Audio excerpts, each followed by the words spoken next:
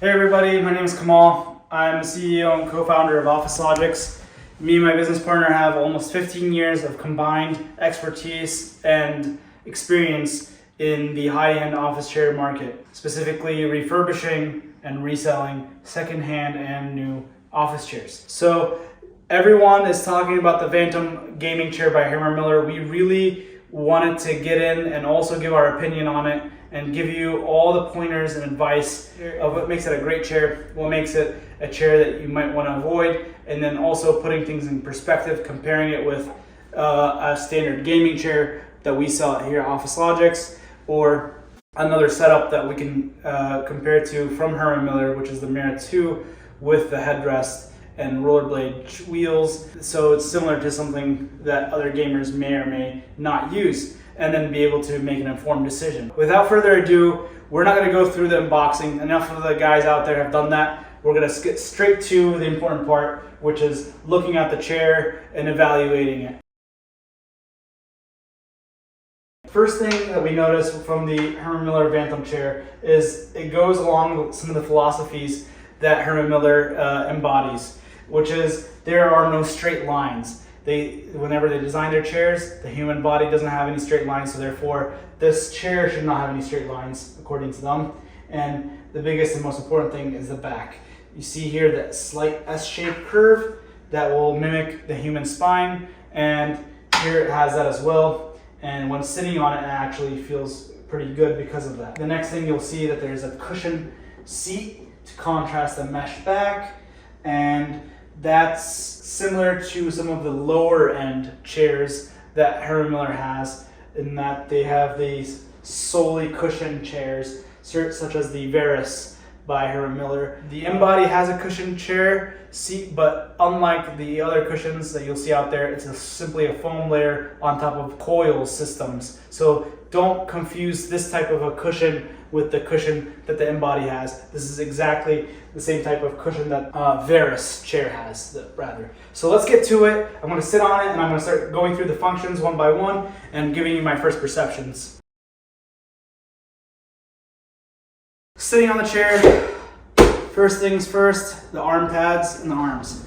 The arms right here are actually super standard compared to other gaming chairs out there. They're the L-shaped protrusions from the base and telescoping arms. Nothing special about that. You can see that on gaming chairs that go anywhere from $200 or $100 all the way up to $700, $800 chairs out there. So it's a very simple basic mechanism with that regard.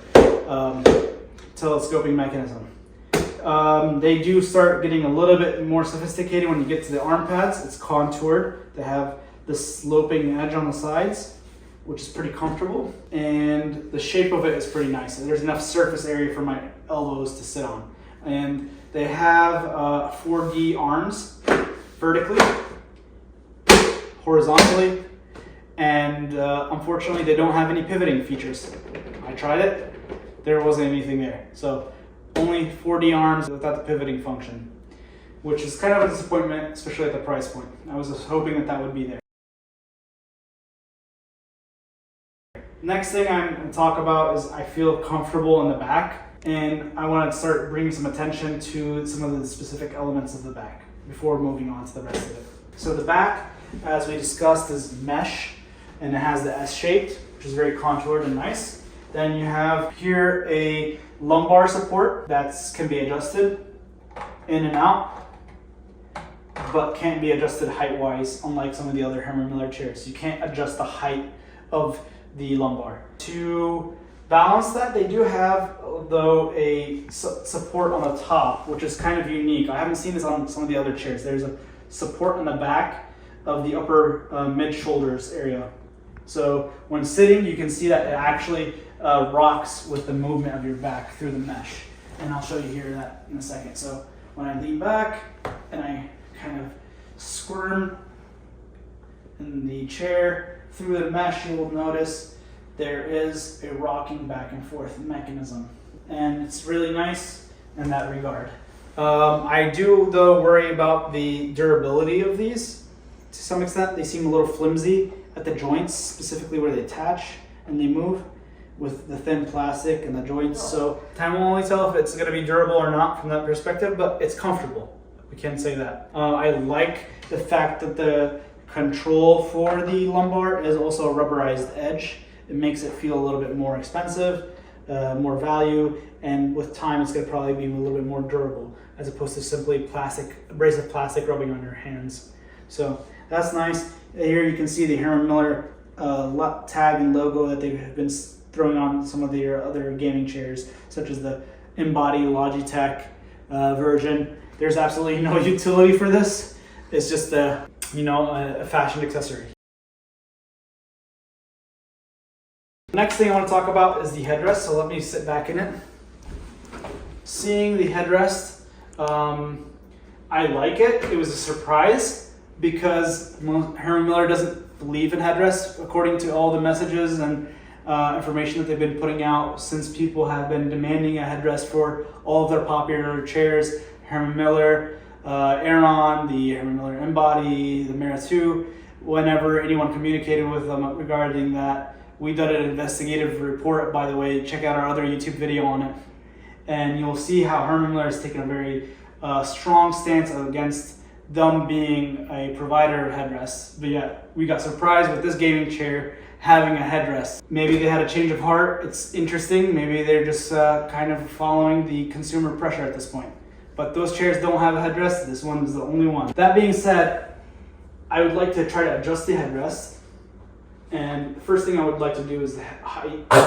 So I can raise the height from this position, but I can't really, it's hard to do it downwards because there's no locking mechanism. It's just gears that you telescope up and down. So it's a telescoping mechanism with gears on it. As far as the x-axis, if I want to move it a little bit forward, there's nothing that moves it independently forward, but I can get a little bit closer to that direction by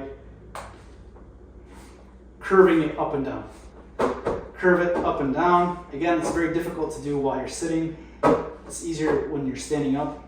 And the top of the headrest, you have approximately 8 clicks of to increase the range of motion. So you have 1, 2, 3, 4, 5, 6, 7, and 8. That's also another issue with it. It's very finicky. If you exert too much force, you'll go multiple clicks as opposed to one. So it's not a very finite movement, and there are absolutely no locking mechanisms. That being said, it's a pretty rudimentary headrest. It's a decent headrest, but it's not a great headrest. Not something I would have expected from Herman Miller. But then again, they never said that they would come out with a headrest anyway. Moving on to the seat, I did not like the seat. That was my biggest point of contention. It felt like the Verus seat, and that's one of the worst seats from Herman Miller in my opinion. The back I loved, the seat not so much. It wasn't that contoured, unlike other cushion chairs that are out there, like the Lead V2, where you have contouring to cradle both of your legs. These don't provide that at all. It does have a seat depth mechanism. I was seated in the one position the furthest out, and it provided just barely enough support. And I'm 5'10", so it felt a little bit short. I could have had a little bit more support forward, and that's where it's at. And I'm 5'10", so not that tall, pretty average height. If I want to push it further in, it's a little sticky, but it goes in nonetheless. It gets pretty short. So this is a very uncomfortable position for me, but for short people, this might be something that you might consider and look at.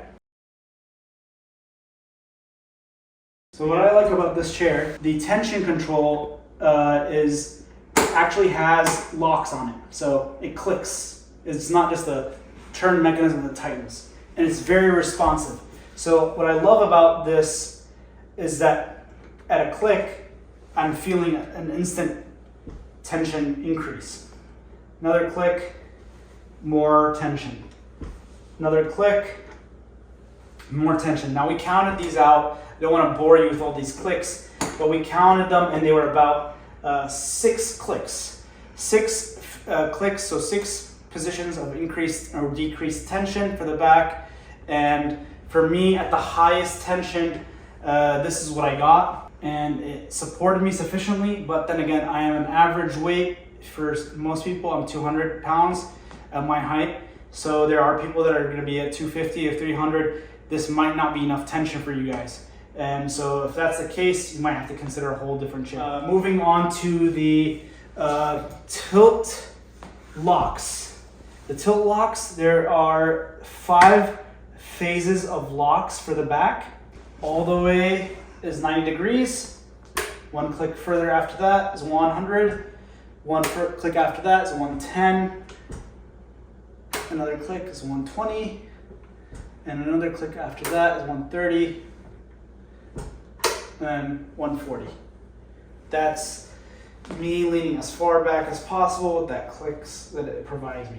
So I like it. It has 5 clicks. A lot of chairs either have between either one tilt lock mechanism. Classic Aeron had one tilt lock position, which was 90 degrees, or nothing. Some of the other chairs that are now coming out there, they often have at least only 3 locking positions. Probably like 90, 110, 140, something like that. But this one had 5, which was really nice. I like that. Casters, they just give you standard soft, well, I guess for them they're not standard, but now it's pretty much an industry standard, is these rubberized edge soft casters. So I guess these are safe for your hard floors because they have that rubberized edge. They usually used to charge an extra fee for having that versus the solid plastic, but it's become pretty standard. Then you have the cylinder, nothing special or crazy about that. I do like that the mechanism is pretty compact and sleek. It doesn't get in the way and you don't see it everywhere from an aesthetic perspective. Overall, it's a pretty good chair. I wouldn't say it's a great chair. I wouldn't pay the amount of money for that it is, being valued at approximately almost $1,000, $990 some. With taxes and shipping, could probably get to close to $1,000. I would not pay for that much. It is a good chair though. My accurate evaluation, in my opinion, is closer towards the Veris chair, which is about $620 with all the features. But since it does have some additional features like the headrest, and it has upper back support here, cradling it. The Veris has a lumbar support, but I think the lumbar support also is better here. I would probably put this around the $700, $750 mark price range, brand new. I wouldn't put it more than that. I think it's probably a good idea to talk about some of the other chairs and make some comparisons. So let's start with a comparison with the Herman Miller Mirra 2. So let's go with their own. How does it stand up with their own chair?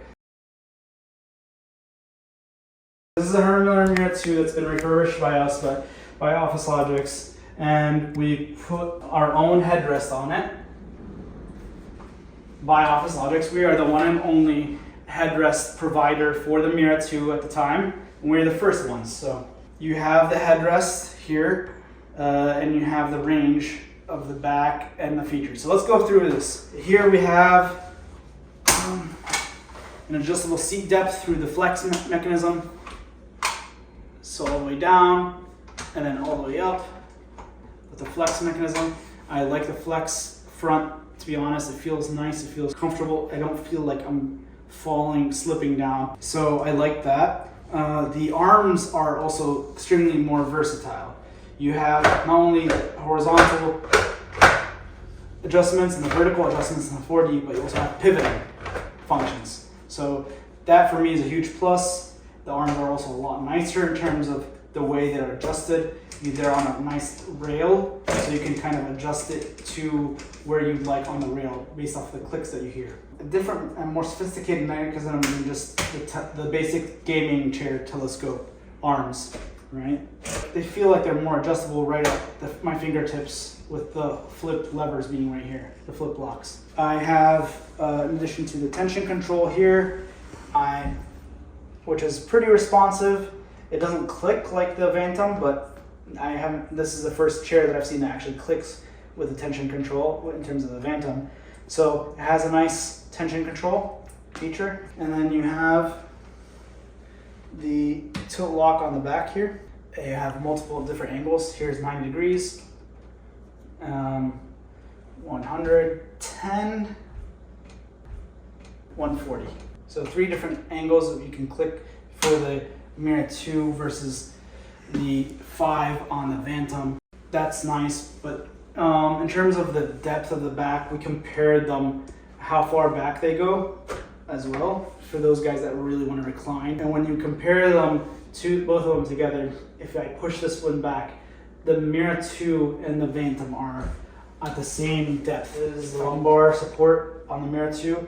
Not only can I increase or decrease the tension through this, and it goes through across the entire width of the back, but it also can have a height adjustment feature to it. So, which is for me important because yes, I can increase or decrease the amount of tension or pressure the back is giving me, but it doesn't necessarily affect me if I'm having it at the wrong height. So this one, in terms of the adjustability, is a big plus compared to the Vantum.